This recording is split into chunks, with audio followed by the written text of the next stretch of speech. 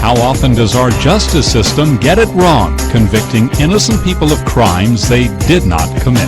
In the last 23 years, more than 2,000 people have been convicted of serious crimes and later exonerated, according to the National Registry of Exonerations. By far, the largest segment was almost 1,200 defendants falsely convicted because of large-scale patterns of police corruption, generally in drug and gun cases. Of the remaining 873 defendants exonerated, nearly half were wrongly convicted of murder, and of that group, 101 were sentenced to death. On average, it took more than 11 years for a conviction to be set aside. Why does the justice system get it wrong? In homicides, the biggest problem is perjury and false accusation, most often by supposed eyewitnesses. False convictions in adult rape cases are primarily based on mistakes by eyewitnesses, while false convictions in child sex abuse cases are often for fabricated crimes that never occurred. 2,000 exonerations may seem small in a nation with more than 2.3 million people behind bars, but there are far more false convictions than the report contains. Most false convictions are never formally challenged, and those convictions that are successfully overturned receive little or no attention from the media,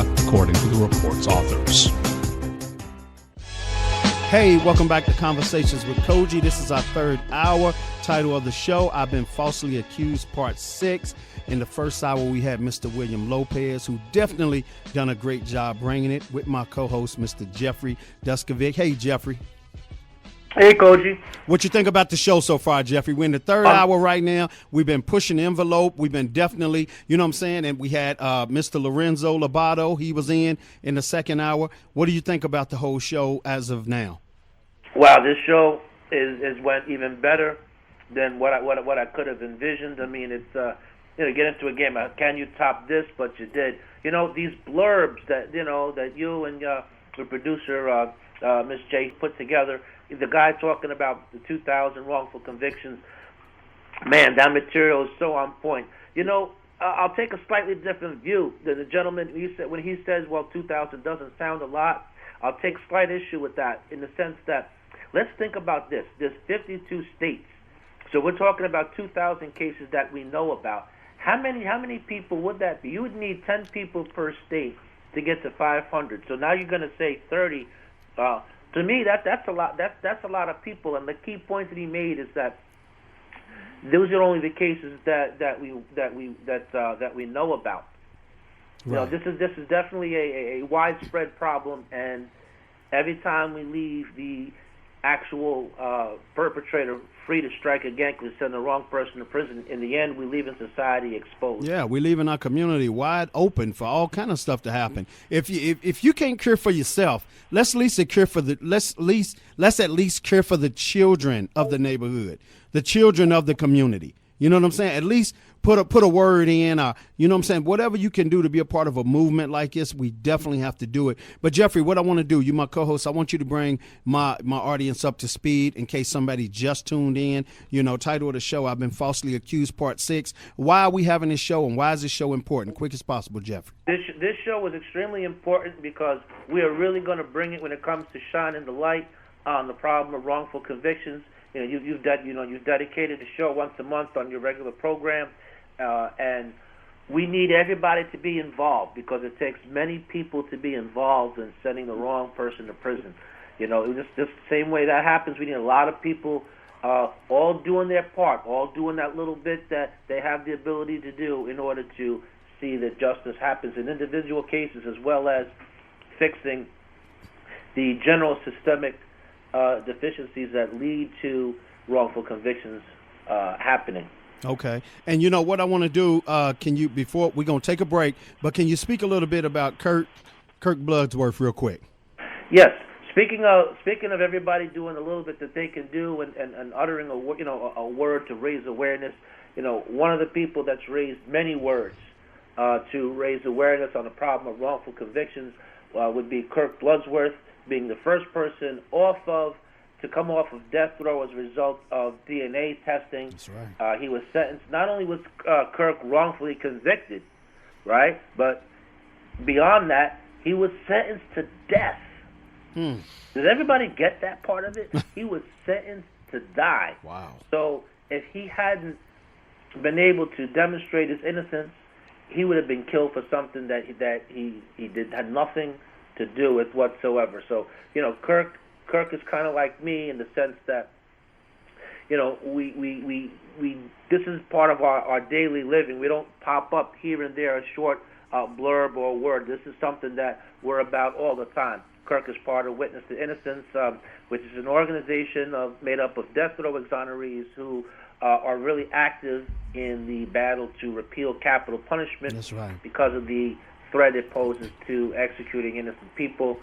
Kirk also speaks about wrongful conviction issues, and in fact was instrumental in getting some federal legislation passed, signed into office. Just to give you an idea how powerful Kirk was, he actually got, of all people, George Bush to sign.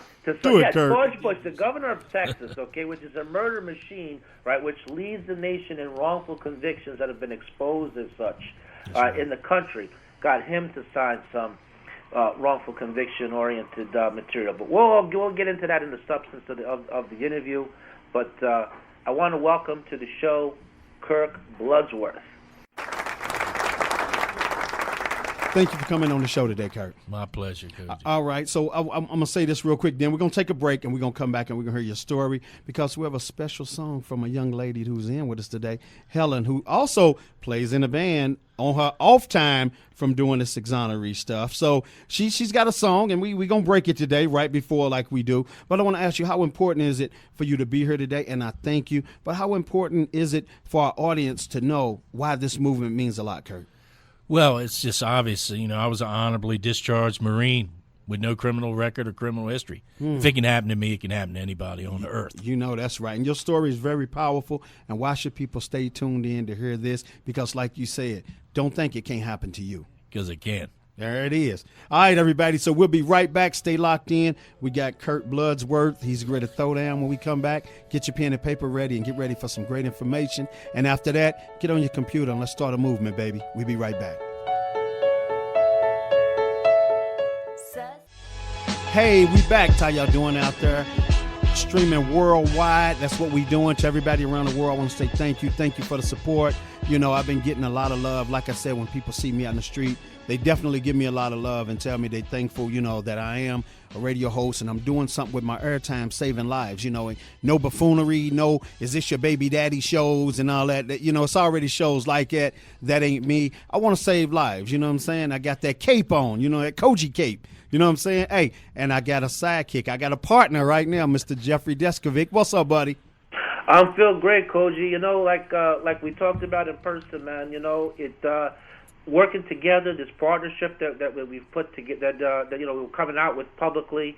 We're both, much stronger together than if you did your thing on your own and I did my thing on my own. So I'm really excited because we're gonna ramp this thing up, taking it to the next level. We got big plans, and we got vision, and we're inspired, and working together, man. It's a lot for one person to do. That's why I'm glad to have the help in you that you represent. That's right. And I appreciate you as well, because it goes back, Jeffrey, to what we said over dinner the other night. Okay, we got Batman, Spider-Man, Robin. That ain't even enough. You see all the superheroes, super friends they got? And that still ain't enough. So in a real world, speaking, it still ain't enough with what we got. We got all these people with these big movements. We got, like you said, the Movement Project, and we got different websites you can go to and be a part of movements. But it really ain't changed nothing. Now, when I say it ain't changed nothing, it has changed some things, but some things take longer to fix. So when I say that, I'm not putting it down. I'm just saying you got to hang in the fight and you got to see it through. And what better person for me to ask this next question? Kurt, how important is that?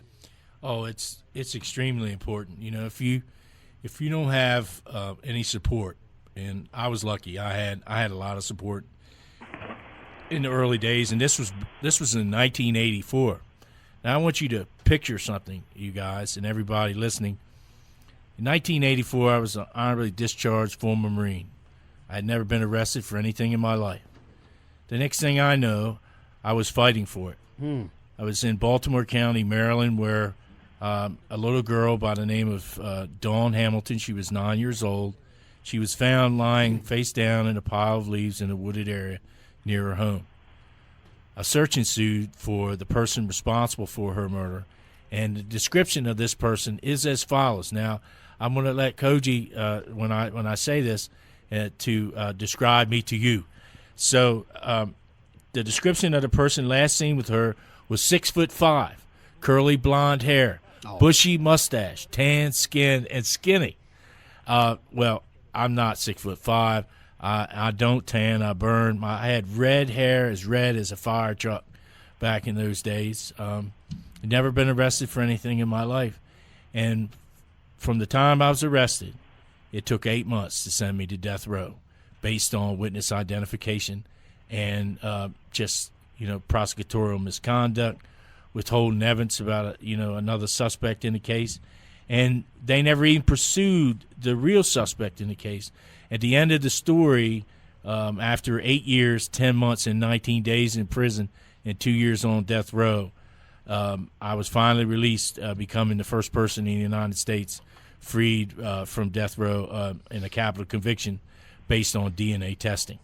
In 1993, 20 years ago this summer. I'm sorry. Let me ask you a question real quick. I just wanted to double dutch for a minute, jump in on you for 1 second. Sure. How did it make you feel coming back from the military? You just put everything, your whole life on the line for this country to defend it.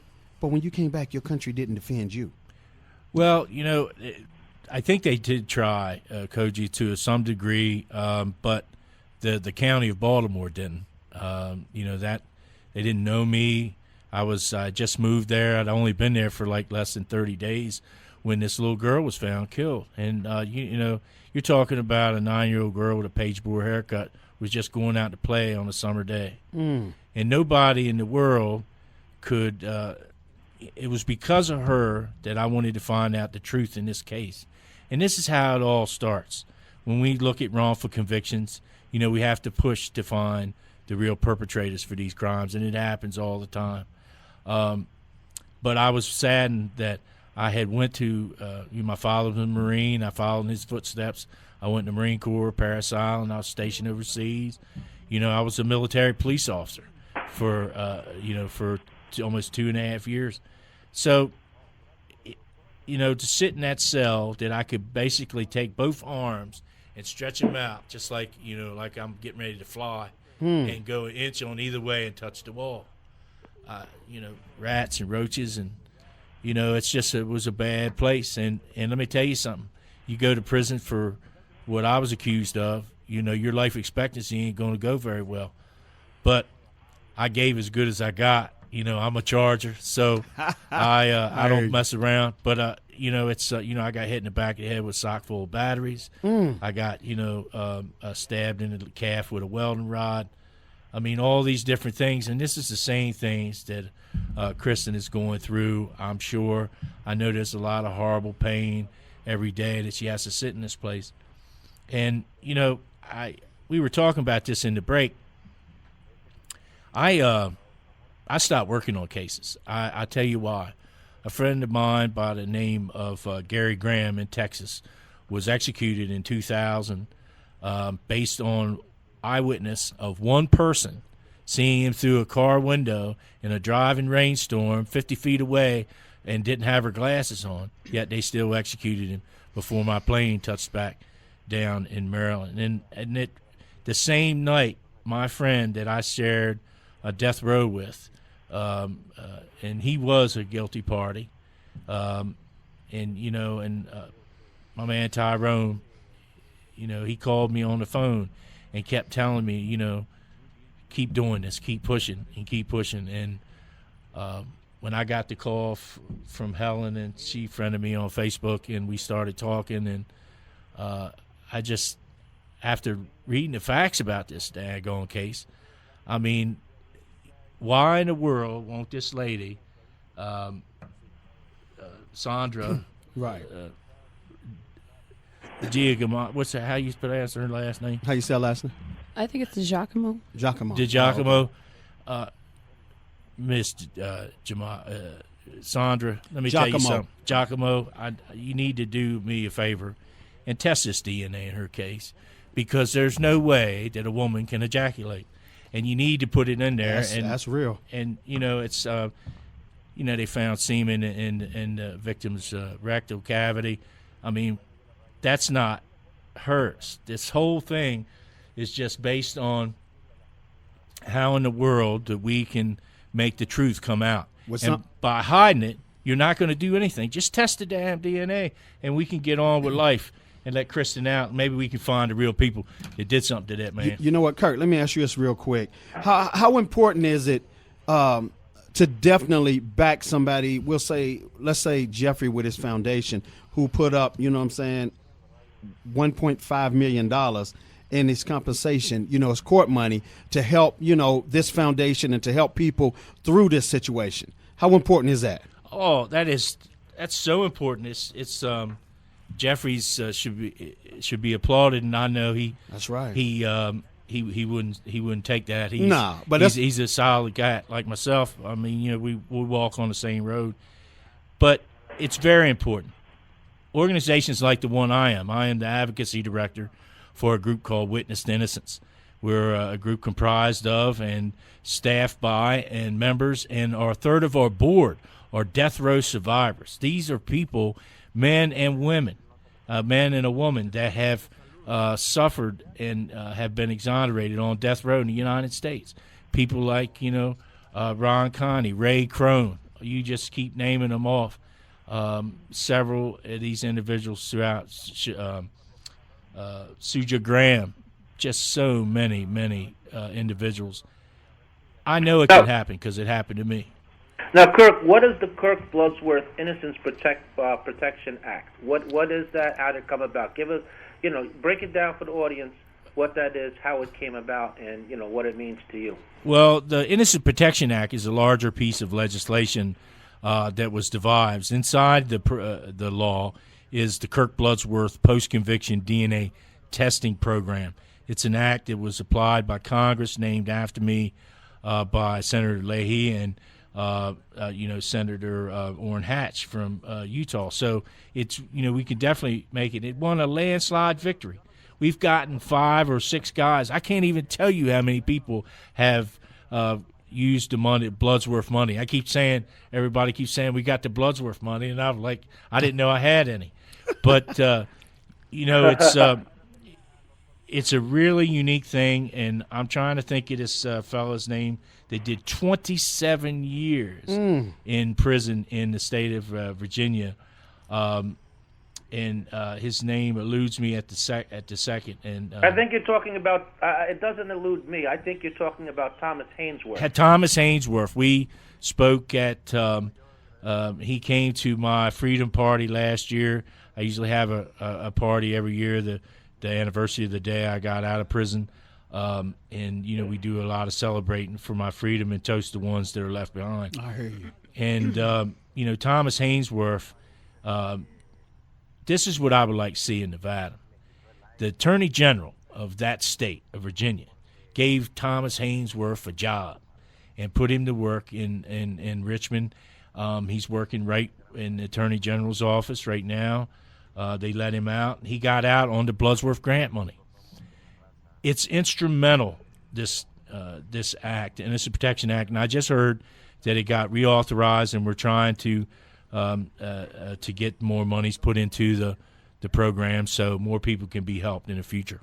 Okay. Cogee, I want to just ask a follow-up question here, just because we support each other. We like to support our guests that come out and their work, and so on that spirit. Kirk, you have a book out that is quite lengthy. I believe it's well past 350 pages. Why don't you tell us how many pages it is and what's the name of the book, and describe a little bit about that. Okay, the book is called Bloodsworth: The True Story of the First Death Row Inmate Exonerated by DNA, and it's written by Tim Junkin, and it's 302 pages, I think, and it gives a detailed account of my trials, both of my trials, and the whole situation around my 8 years and 10 months and 19 days of imprisonment, falsely I might add, and how the real killer was caught. in the end, you remember I was telling you that that the description of the person was 6'5". Right. Well, Cogee, the real killer, was 5'6" and 160 pounds. Oh, wow. And he lived right in the same prison with me for 5 years and never said a word. Kirk, how can any interested listeners, where can they purchase the book, and do you know what it's retailing for? I think it's like maybe $10 or $13 on Amazon.com or Barnes and Noble. But to add to the book, my documentary film is coming out very shortly. We should have it in limited release.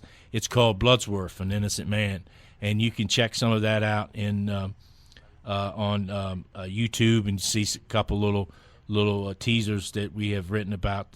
And we've been working on this book. We've funded this thing ourselves. Gregory Bain is the documentary filmmaker. He did a documentary about a mixed martial artist named Jens Pulver called Driven. It was on Netflix recently and gotten a lot of acclaim. So he's doing my story. It'd be from my narration and telling my story through that lens. And it should be out and premiered in January of this coming year. That's cool, man. Hey, you going to come here and we're going to break it? You daggone right I will. You got the whole. Hey, come Well, be you my got me co-host, now. and You we do got the me whole now. 3 hours, and we can, do something on documentaries. You got me now. So Helen's got appreciate me you. hooked, and I appreciate so I want to help Kirstin out, and I think the prosecutor in this case has to do the DNA, has to do it now, and before this woman spends another day in jail. That's right. I mean, how much can it cost with all the money in this town? Let's that's do right. it. Let's do it. It's flowing. Well, It's flowing let's through this flow town. some more and get this test That's done right. for this child because she needs to get the hell out of Well, there. me, Jeffrey, and Maurice Caldwell, we definitely, and Nick Yars, we all definitely do this show once a month. So we definitely putting our work in, you know what I'm Right, saying? right. So now you a name on the list. You with us? I am. There it is. That's what it's I am about. with you. Jeffrey, how important is it to join the movement? But when you're a part of the movement, what's me and your motto, Jeffrey? Come on, you got to push the car. Listen, if you're not part of the solution, You're part of the problem. That's right. And it takes all of us collectively, come together and go at this because it takes as many hands involved in wrongful convictions and preserving them, and we need many hands to undo them. That's right. You're definitely right. So everybody, what we're going to do, we're going to take a break for a minute, and when we come back, we're going to get a lot deeper with Kirk Bloodsworth. And trust me, and Helen also, she's going to come in and talk a little bit now, but I definitely want y'all to stay locked in. And like I said, this show that we do, we don't get paid to do it. We're doing it for the love of the people. We're doing it for the families that's torn apart. We're doing it for the young children, the siblings that's watching their older or younger siblings go through this situation, and they could make a wrong turn from it. You know what I'm saying? But we want them to make a right turn from it. The best way to help them understand this case more is to let the person out. Let them out for something they didn't do, you know what I'm saying? So they can enjoy your life. And when we come back, we're going to talk to Jeffrey. Jeffrey went to prison at 16 years old. I want to talk to him for a minute and let him explain. They took all his youth away from him to find out he didn't do something. So come on, everybody. It don't have to keep happening. We can put a stop to it, or we can just clog it up. We want to clog the hole up. That's what we want to do.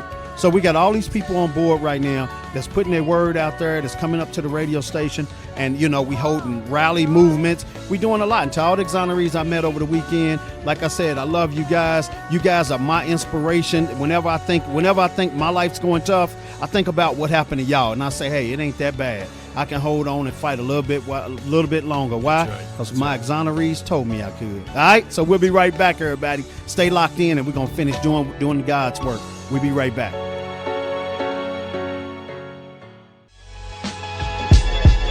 Hey, we back, everybody. Welcome to the third hour of Conversations with Cogee, where we definitely doing it big, and my co-host today is Mr. Jeffrey Deskovic. What's up again, Jeffrey? Hey, Cogee.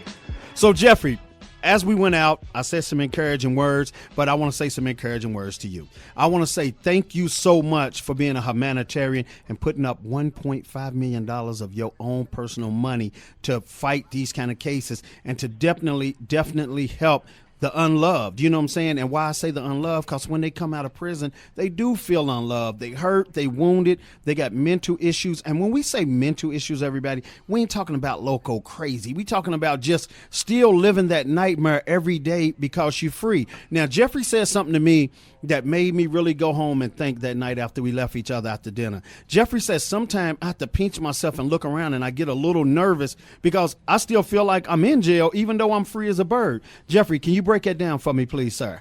Absolutely. You know, I was there for 16 years wrongfully, and all I saw was the bars and the cell walls, and every now and then, you know, because remember, I've been home for 6 years, and that's nothing, 6 compared to 16. You're right. And every now and then I get this strange feeling that comes over me, and I'm not quite sure that I'm here. I feel like I'm not really free, that I'm not out, that, in fact, I'm just dreaming. And when I wake up again, I'm going to see the prison walls and the bars, and I'm going to still be wrongfully convicted. Wow. Jeffrey, let me ask you this real quick. They took all your youth away from you. Now, me and you, we talked about that over the weekend. I mean, we rode in the car, we rode down the strip, and me and you really opened up and you really talked to me. And I appreciate you for being honest with me because you gave me more artillery to help the young people that I talk to, and because you kept it real with me. And when I go talk to them, I'm going to keep it 100% Jeffrey real when I talk to them of what can happen. But I also want to ask you, what does that do to you as a grown man right now? Well, to be honest with you, it's been hard to put together, a social life. I still want to put a ball together. I still want to go to amusement park and all those things that I would have done as a youth. But the other part of that, which is what I know that what you're getting at, is honestly, when I was supposed to be, learning how to speak with women and approach them that I'm attracted to, I'm lost because the years I was supposed to learn how to do that, I missed out, and so I'm lost, and I lack confidence at times, and sometimes my background hinders me even now. That's one of the collateral impacts. Right, and when I was talking to you, when I said, man, you missed your prom, you missed, sports. Oh, there's all these rites of passage, though, Cogee. There's the prom, it's birth. That's right. That's my birthday, the holidays. Right. Getting an education at the usual time of life. I mean, many people go right from high school to college, That's right. So they can, wrap things up in their 20s so that they can then start a career. I missed out on all those things. It's not simply the loss of freedom, but it's all these rites of passage which are so crucial. That's right. To the natural development psychologically as well as emotionally in people. That's right. And you know what, Jeffrey, let me ask you this real quick, then we'll go back to Kirk. I want to ask you this. How did you come up with the idea to say, I'm going to give this much money right here? I mean, you put up a lot of money. Some people would have probably only put, some people go, well, I'm going to put $30,000 up to try to help somebody. What made you really want to put that much money up, even though you believed in what you put it up for? But what made that number be the number you wanted to go with? Because Cogee, that's the amount of money that it would take to run the foundation. I mean, we have an office. Okay. We have 4 full-time staff. We have an office manager, an attorney, an assistant director, right. and an investigator. Okay. Those people, they're all committed, but they have to pay their bills. They're not wealthy. So that's the entire operating budget. I hear you. That we would need for 3 years, during which time we need to raise money in order to be able to keep this thing going, because I've been at this for a couple of years now, right? And within the next 2 years, either we're going to raise enough money to keep it going, or else I got to do something which will break my heart, which will be to close it, because at the end of the day, I was never able to obtain any kind of gainful employment, right. Because once I was released, because of the fact that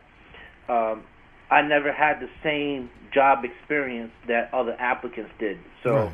If I could be crazy and just, give it all away, and then I'll be back to square one. Then I won't be able to help nobody at all if I can't help myself. That's so, right. So on that note, I want to just take a quick second. I know you want to go in another direction. No.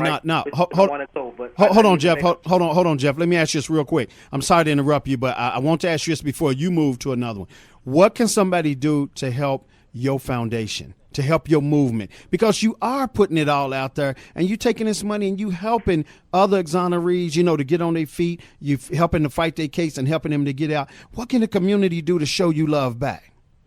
We need to raise funds to keep this going. The president raised $100 million with donations, ranging from $10 to $100.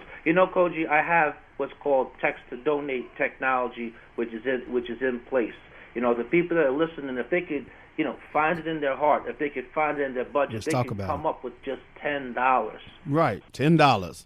$10. We get enough people doing that, we can keep this thing going. And here's a real simple and easy, non-complicated way to do it.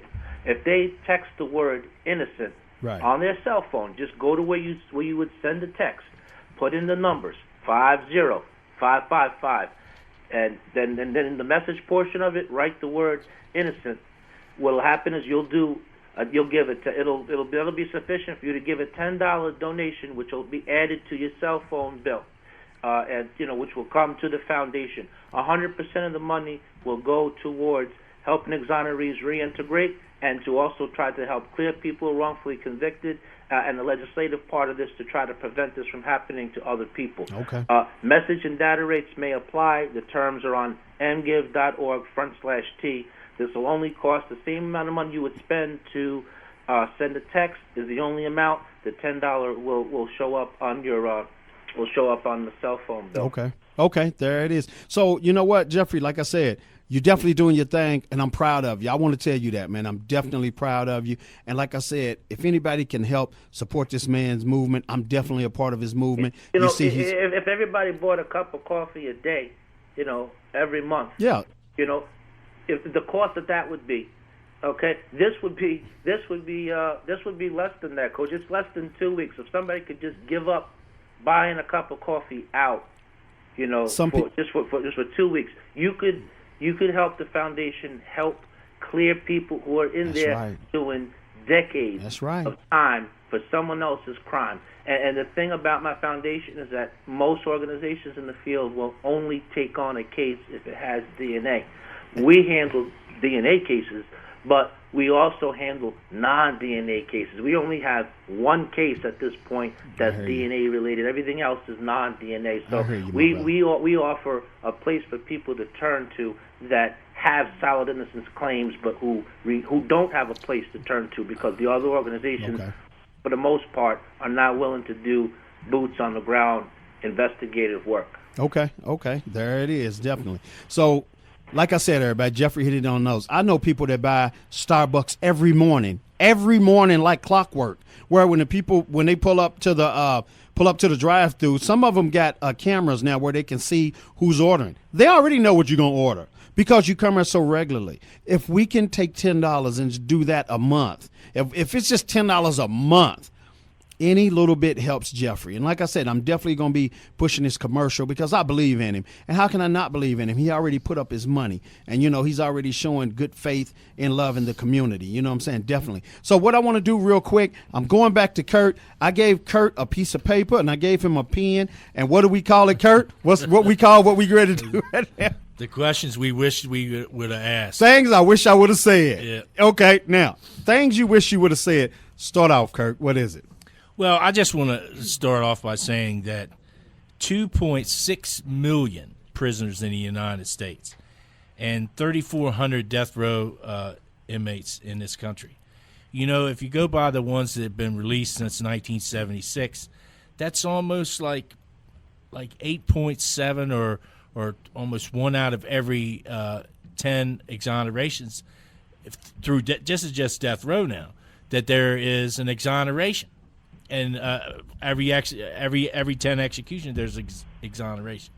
So that tells me a lot that we have a really big problem, and we need to get it. And I would tell this the prosecutor here in this on Kirstin's case, I don't see what you're fighting for. You need to test the DNA. It's obvious that this whole thing is wrapped around something that is unbelievable. This woman had nothing. The Innocence Project has offered to pay for the DNA testing to the district attorney Wilson still won't let them have access to it. I can't even fathom that. Here is I was telling my friend the other day about this case, and I was telling him, I said, what do you think? That is it. He goes, it's impossible. Right. That's what It's when I impossible. heard it that night, I thought you can't that. be 170 miles away and do something of this nature. And obviously, this child wasn't involved whatsoever. We have to test the DNA and all the evidence surrounding. I understand there's fingerprints and other things that need to be tested. We really need to check out. I think this had something to do, but nothing to do with Miss Lobato. I hear you. You know what? We got a Vietnam veteran on the phone right now. Hey, some people call him Drew, but we call him Uncle Drew on this show. Uncle Drew, what's up with you? Hey, Cogee, how you doing, man? How you doing? I wanted to let you listen a little bit because you came into the conversation late. What did you think about what Jeffrey said and what Kirk just said? Well, I was in the middle of something, but the general thing that I got was really to be on a mission to find the truth. I can't comment like I was last week on what we said in the last few minutes because I was involved in something. I was going back and forth from the phone. I was listening to the phone to see if you guys want to patch me in. I was walking down the road and I called because I've been busy today. And that's the main thing that I see is the fact that innocent people are victims, and then there's another victim. That little girl, little 9-year-old girl that they found, and they thought the dude was 6'5", and they found out the real dude that did it was 5'6". Now she's the first victim. The person that got arrested and put in jail for the wrong person is the second victim, and then there's the family members, of the little girl that have to live with that for the rest of their lives. It's just a very, very vicious tragedy. Yeah, you're absolutely right, Drew. I mean, she was just outside playing. Her father, that was her parents' only child. And in the end of this whole thing, the prosecutors and all, this whole case could have been solved by serology alone. When they tested the evidence and the prosecutor, and I had a really bad lawyer, and sometime I'll tell you a story about this guy.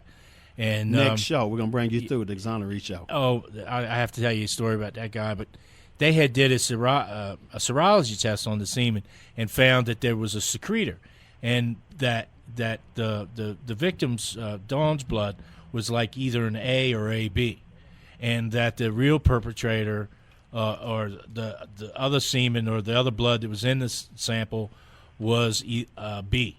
Well, I'm a O positive blood type. Wow. They could have solved this right off the jump. Yeah. And so I don't know. They withheld evidence about another suspect in this case. Everybody's a victim. Society's a victim. Everybody gets screwed by this thing, and we have to really give pause when these kind of cases pop up, just like in Kirstin's case here. I think One question I wish was asked but wasn't, but I'll take the liberty of asking the question.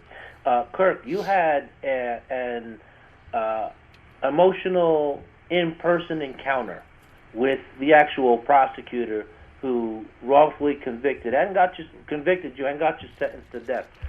Describe that meeting, what the emotions were that you felt.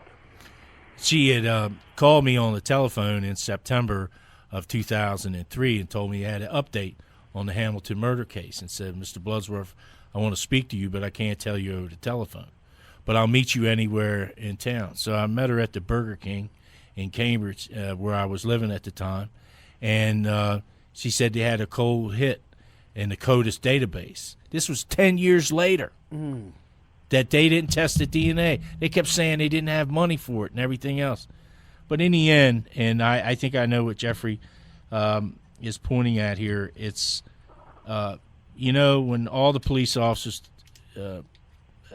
apologized to me and everybody, the cold case detectives and everything, there was this little open stance between them and the prosecutor was right in front of me. And I just, I walked forward to her and I hugged her. And I said, and I whispered in her ear, I said, you and I and Dawn, all of us can have peace now.